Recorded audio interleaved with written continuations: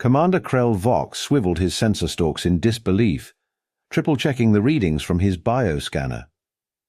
His crystalline exoskeleton clinked softly as he shifted position, trying to process the impossible sight before him. There, suspended between two storage containers in the forward operating base on Nexus 7, was the newly arrived human contractor, James Jimmy Stone, fast asleep in what appeared to be a crude fabric sling.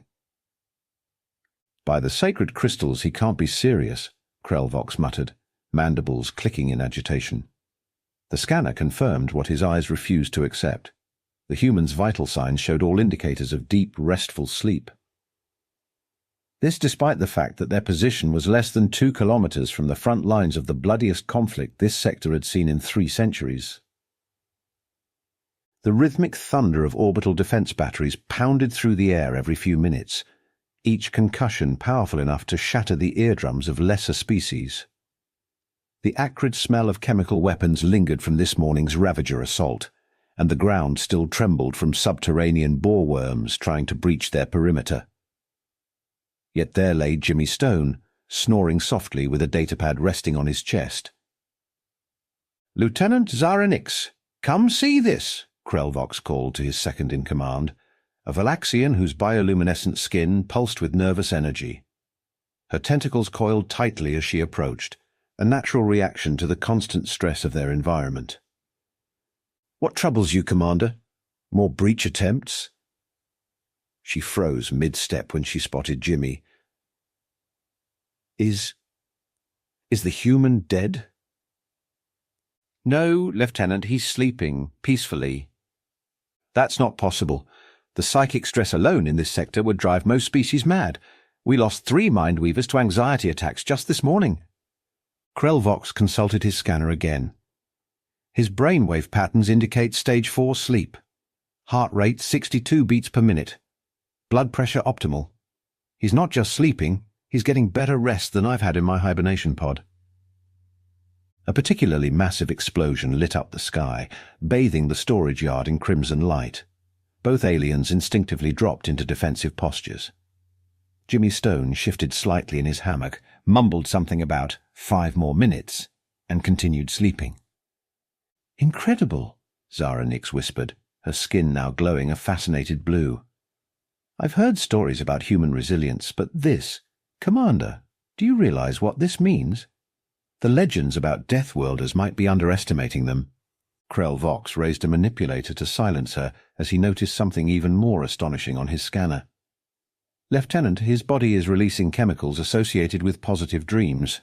He's not just sleeping through a war zone, he's having pleasant dreams in one." Another explosion rocked the base. Through the smoke and chaos, Jimmy Stone's peaceful expression never changed. The human had found comfort in hell itself, and Krell Vox wasn't sure whether to be impressed or terrified by that fact. "Should we wake him, Commander? The safety briefing starts in 10 minutes. "No," Krell Vox decided, mandibles twitching in what passed for a smile among his species. "Let him rest. Something tells me we're going to need that uniquely human ability of his before this war is over." The story of how James Jimmy Stone ended up napping in an active war zone began 3 solar cycles ago, when the Ravager swarms first emerged from the dark spaces between galaxies. No one knew what they wanted, if they wanted anything at all beyond destruction. The multi-limbed horrors moved like living shadows, devouring everything in their path with mechanical precision and organic savagery. "The Ravagers are unlike anything we've encountered," Commander Krell Vox explained during yet another emergency briefing, while Jimmy Stone sat in the back of the room, casually sipping something he called coffee from a battered metal container. "They combine the worst aspects of biological and mechanical warfare. They adapt faster than we can develop countermeasures. Their toxins bypass our strongest shields." The assembled alien officers shuddered. The Valaxian skin flickered with patterns of distress. The gaseous Zephyrians condensed into tight, anxious clouds. Even the silicon-based Petrovasians, known for their unshakable calm, showed cracks in their crystalline forms. "Which is why," Krell Vox continued, gesturing towards Jimmy, who was now doodling on his notepad. "We've contracted help from the humans." The humans' arrival had caused quite a stir. Nexus 7 had been designated a Class 12 hazard zone, considered barely survivable even for the most hardened military species. When the Coalition discovered that humans rated it a mere Class 3, there had been widespread disbelief. When they learned that humans classified their home planet, Earth, as a Class 11, there had been outright panic. "The human says he's just a mechanical contractor," whispered Science Officer Pelnack, her feathered sensory crests quivering. "But look at him. He treats our deadliest weapons like children's toys. Yesterday I saw him patch a plasma leak with something he called duct tape while whistling." The Coalition's finest engineers had been breaking down under the constant strain. The Mindweavers, capable of processing 12-dimensional mathematics, had started experiencing collective nervous breakdowns. The quantum architects refused to leave their shielded bunkers, but Jimmy just showed up with his toolbox, his hammock, and an endless supply of bad jokes. "How did you even find this job?" Zara Nix had asked him once. "Oh, saw it on Craigslist," Jimmy had replied, chuckling at their confused expressions. "Just kidding. But seriously, the pay's good. And back home I worked oil rigs in Texas. This ain't so different, just with more tentacles and better dental." The base's medical officer, Dr. Ven Ra, had nearly suffered an episode of cellular division, her species' stress response, when monitoring Jimmy's first exposure to Ravager toxins. The human had accidentally inhaled a full dose while fixing a ventilation system. Instead of dissolving into a puddle of organic soup like any sensible being, he'd complained of something spicy in the air and asked if anyone had antacids. "His species evolved on a death world," Dr. Ven Ra explained to her colleagues, waving all four arms in agitation. "Their bodies are constantly at war with their environment. Their cells attack invisible enemies daily.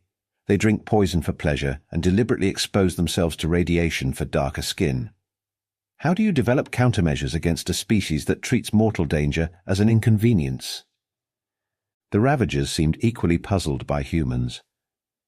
Their systematic attacks, perfectly calibrated to exploit the psychological weaknesses of most species, had zero effect on Jimmy.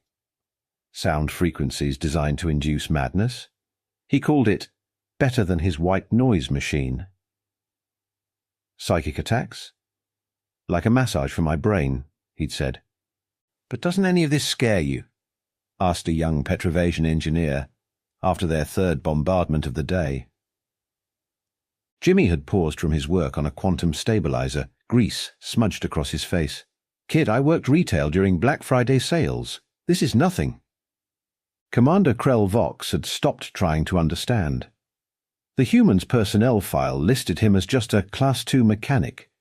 Yet here he was, sleeping through apocalyptic battles and fixing impossible problems with primitive tools and what he called good old human ingenuity. The war raged on, and the Coalition's finest continued to crack under the pressure. But Jimmy Stone, he just kept napping, fixing and laughing. A Deathworlder at peace in the midst of chaos, teaching the galaxy's most advanced species a lesson about resilience they never expected to learn. The day that truly cemented Jimmy Stone's legendary status among the Coalition forces started like any other on Nexus 7, with catastrophic devastation raining from the sky. "Incoming!" screamed the base's AI, its usually calm voice reaching panic frequencies that shattered 3 crystalline communication arrays. "Multiple orbital strikes detected. This is not a drill. Seek immediate shelter." The response was immediate and chaotic. The Zephyrians condensed into their panic state, becoming nearly liquid. The Valaxians' bioluminescence strobed so violently it triggered seizure warnings in the medical bay. Even the stoic Petrovasians fractured along their stress lines, spontaneously forming new geometric patterns in their terror. Meanwhile, in his now famous hammock, Jimmy Stone rolled over and pulled his cap lower over his eyes. "Someone wake him!" shouted Dr. Ven Ra, all forearms frantically working multiple scanners. "The bombardment will begin in—" "Too late." The first orbital strike hit with the force of a small nuclear device. The base's shields flared brilliant purple, struggling to deflect the energy. The ground buckled. Storage containers went flying. 3 different species went into various forms of protective hibernation. Jimmy's hammock swayed gently with the shockwave. He adjusted his position slightly and kept sleeping. "This is unprecedented," Dr. Van Ra declared, her cellular structure vibrating with scientific excitement.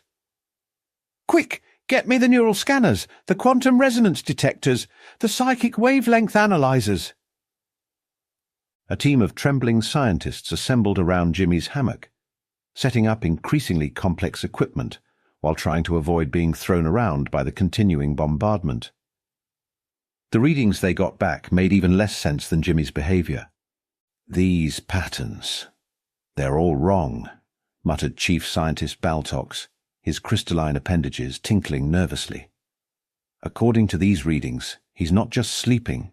He's in the deepest, most restful sleep cycle possible for his species. He's actually dreaming about something called a beach vacation."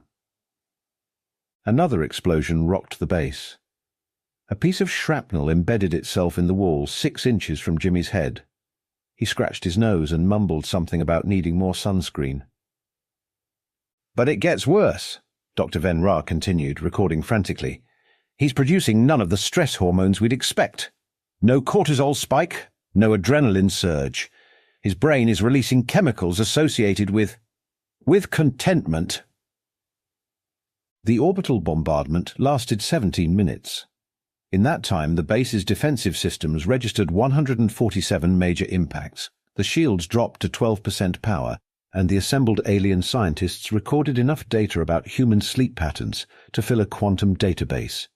They thought that would be the peak of their observations. They were wrong.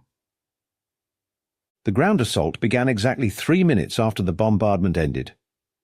Ravager swarms burst from their underground tunnels, their biomechanical bodies gleaming with malevolent purpose. The base's perimeter defenses engaged automatically, filling the air with plasma fire and ionic bursts. "Biosignatures approaching from Vector 7, Lieutenant Zara Nix called out, her tentacles coiling in complex patterns of distress. "They're using their new sonic weapons." The Ravager's sonic attack hit like a physical wall. 3 Mindweavers collapsed instantly, their sensitive neural structures overloaded. The Petrovasians began to resonate dangerously, threatening to shatter. Even Commander Krell-Vox's crystalline exoskeleton developed hairline cracks. Jimmy Stone turned over in his hammock and started snoring louder to drown out the noise. "This defies all known laws of xenobiology," Dr. Van Ra exclaimed, frantically trying to keep her cellular structure from dividing under stress while still recording data. "The sonic frequencies should be liquefying his brain. Instead, they seem to be helping him sleep better." The Ravagers, perhaps sensing something was wrong with their attack, switched tactics. A pod of their bioweapons burst near the base, releasing a cocktail of their most effective toxins. Chemicals specifically designed to target every known weakness of Coalition species. The effect on the defenders was instantaneous and horrifying. The Zephyrians began precipitating out of their gaseous state. The Valaxian skin went completely dark, a sign of severe systemic shock. The Petrovasians started transmuting into simpler mineral forms. Jimmy Stone's only reaction was to pull his old Earth jacket closer around his shoulders like someone adjusting a blanket. His blood chemistry, it's actually neutralizing the toxins. Dr. Van Ra's voice had risen to nearly ultrasonic frequencies. No, more than that. His liver is processing them like they're some kind of recreational substance. His body thinks it's at something called a happy hour. The battle raged for hours. The Ravagers threw everything they had at the base. Plasma storms, quantum disruption fields, psychic lashes, reality distortion waves. Species that had evolved on the most peaceful worlds in the galaxy found themselves pushed to their absolute limits. Through it all, Jimmy Stone slept. The scientists recorded everything. His brain produced regular sleep spindles during artillery barrages. He entered REM sleep during close-quarters combat. He showed signs of having pleasant dreams while reality itself was being warped around him. "Look at these readings," Baltox exclaimed, his crystalline form vibrating with excitement.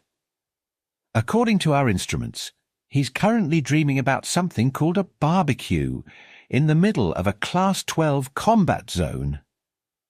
"Impossible," declared a Zephyrian researcher, partially condensed from stress. "The human brain should be overwhelmed by the sheer volume of threat responses required to process this environment." "That's just it," Dr. Ven Ra said, reviewing the data with all four arms moving at once. "His brain isn't processing them as threats at all. The human's baseline threat assessment parameters are so high that nothing here is registering as dangerous enough to disturb his sleep. It's as if—" She paused, all three of her hearts skipping a beat as the realization hit her. It's as if everything we consider lethal combat conditions barely registers as background noise to his species. The assembled scientists fell into stunned silence, broken only by the continuing sounds of battle and Jimmy's peaceful snoring. "Should we include this in our report to Coalition High Command?" asked Baltox nervously. Dr. Ven Ra looked at her data, then at the sleeping human who had single-handedly rewritten their understanding of xenobiology, and made a decision. "Yes," she said firmly, "but mark it as extremely classified. The last thing we need is for the Ravagers to discover that all their deadliest weapons are essentially human lullabies." Another explosion lit up the sky. Jimmy Stone smiled in his sleep and muttered something about roasting marshmallows. Command Center Alpha erupted into chaos as the proximity alarms screamed to life. The massive screen at the front of the room displayed what looked like a solid wave of Ravager biosignatures, stretching from horizon to horizon. "Mother of crystals," Commander Krell-Vox whispered, his exoskeleton paling to a sickly translucent shade. "They're launching everything they have at us." "Total force estimate?" Lieutenant Zara Nix asked, her tentacles practically tied in knots from stress. "Unknown. The sensors stopped counting at 10 million units." The news spread through the base like a quantum cascade failure. The Mindweavers broke down completely, their higher brain functions shutting off in self-defense. The Petrovasians began spontaneously reverting to their base mineral state. Even the hardened veteran Zephyrians started dissipating into their component gases. "Evacuation protocols initiated," announced the base AI, its voice cracking with static. "All non-essential personnel proceed to emergency quantum tunnels. This is not a drill. Repeat, this is not." The AI's voice cut off as the first wave of Ravager cyber attacks hit their systems. Base defenses started failing one by one. Shield generators overloaded, weapon systems crashed, the quantum tunnels flickered uncertainly.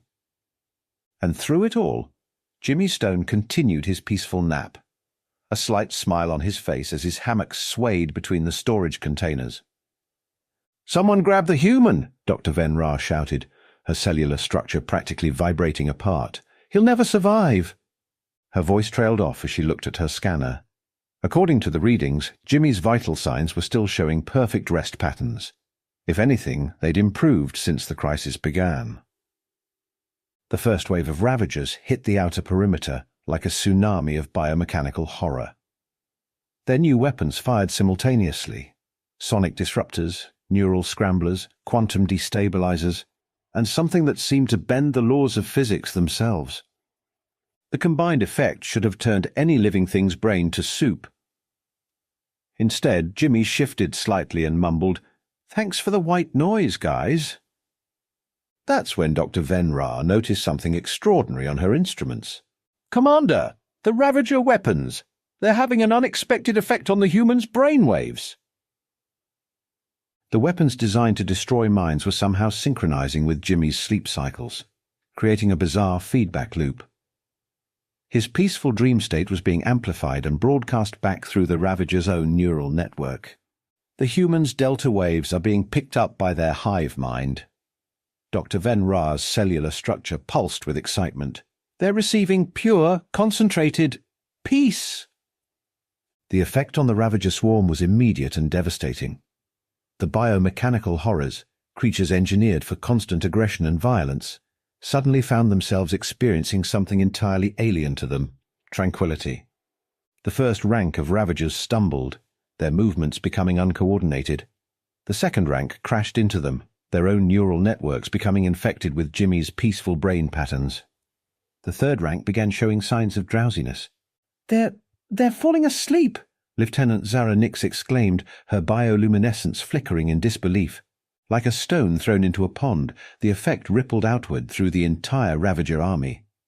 Their weapons dropped from suddenly slack appendages. Their specialized combat organs began powering down. One by one, then in hundreds, then thousands, the dreaded Ravagers simply lay down where they stood. The sight was unprecedented. An army of nightmare creatures, curled up like children, some of them actually beginning to snore through organs that were never designed for such a peaceful purpose. "The humans doing it," Commander Krelvox said in awe. "He's defeating them with a nap." The base's surviving scientists worked frantically to record everything. The Ravager's highly networked neural structure, designed to share combat information and coordinate attacks, was now broadcasting Jimmy's peaceful sleep patterns to their entire species. Reports started coming in from other sectors. Ravager forces everywhere were simply stopping, lying down and drifting off to sleep. And at the center of it all, completely unaware that he'd just turned the tide of an interstellar war, Jimmy Stone dreamed about fishing on a quiet lake back on Earth.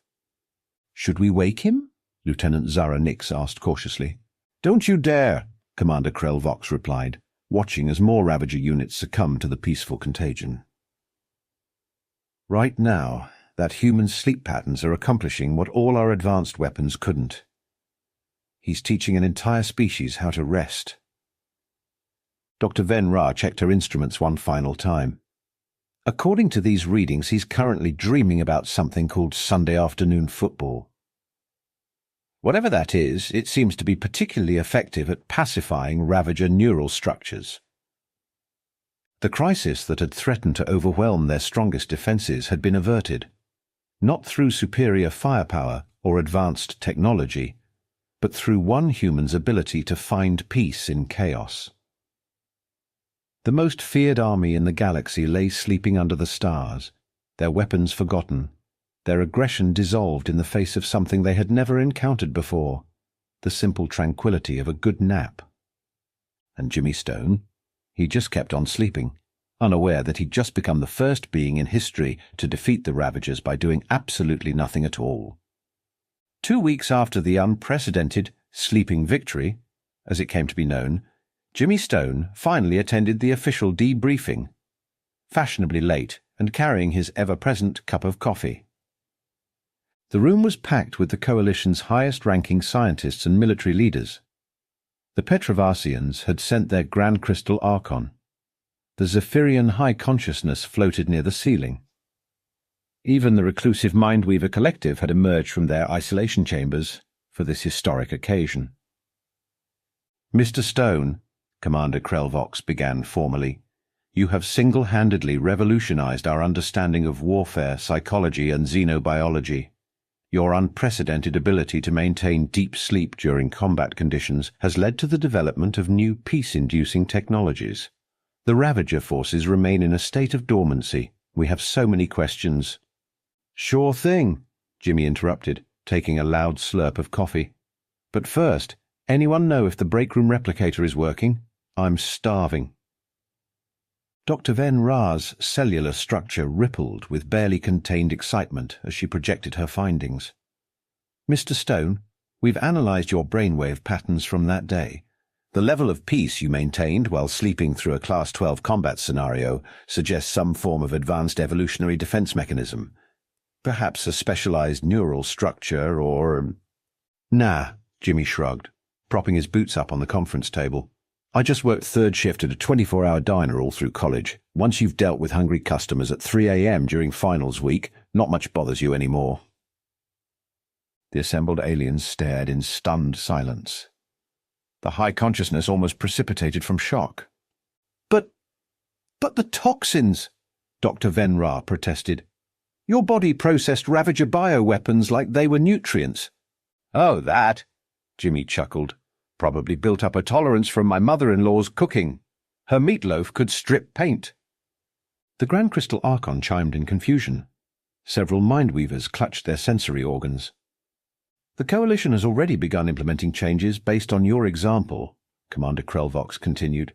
We're revising our entire approach to combat stress. The Mindweavers are studying human relaxation techniques. The Petravasians are attempting to incorporate napping into their crystalline structure. Cool, Jimmy nodded, checking something on his datapad. Hey, speaking of naps, anyone mind if I crash here for a bit? The quantum physics lecture you guys are giving is better than my white noise machine. Mr. Stone, a Zephyrian scientist wafted forward urgently. We've dedicated our most advanced research facilities to understanding your abilities. Our preliminary findings suggest that humans have some form of natural immunity to psychological warfare. Perhaps a defense mechanism developed on your Deathworld? Jimmy considered this while fishing a candy bar from his pocket. Nah, that's just life, you know. Back home we've got Monday morning traffic, tax season and reality TV. This war zone stuff is pretty chill in comparison. The room erupted in a cacophony of scientific protests and bewildered questions. 3 Petravasians cracked from pure confusion. The high consciousness had to excuse itself to recondense. Commander Krelvox raised his manipulators for silence. Mr. Stone, thanks to you, we're rewriting our entire understanding of combat psychology. Your casual resilience has inspired a new doctrine of warfare, one based not on escalating terror, but on maintaining calm in the face of chaos. That's nice, Jimmy yawned, already settling into one of the conference chairs. Wake me up when you need something fixed, okay? As the human drifted off to sleep right there in the briefing room, Dr. Venra made her final notes. Conclusion. Human capability for peace in chaos remains unexplained. Subject maintains it's nothing special, which is perhaps the most terrifying thing of all. Recommendation. Classify humans as Class 15 psychological anomalies. Additional note. Subject has requested we install something called a cappuccino machine in the maintenance bay. The assembled aliens watched in continued amazement as Jimmy Stone, saviour of the base and baffler of scientists, began to snore softly during the most important military briefing in Coalition history. In the end, it seemed, the greatest weapon against chaos wasn't superior firepower or advanced technology. It was simply the human ability to shrug, smile, and take a nap. And somewhere in the distance, a vast army of Ravagers continued to sleep peacefully, their dreams filled with strange visions of Sunday afternoon football and beach vacations.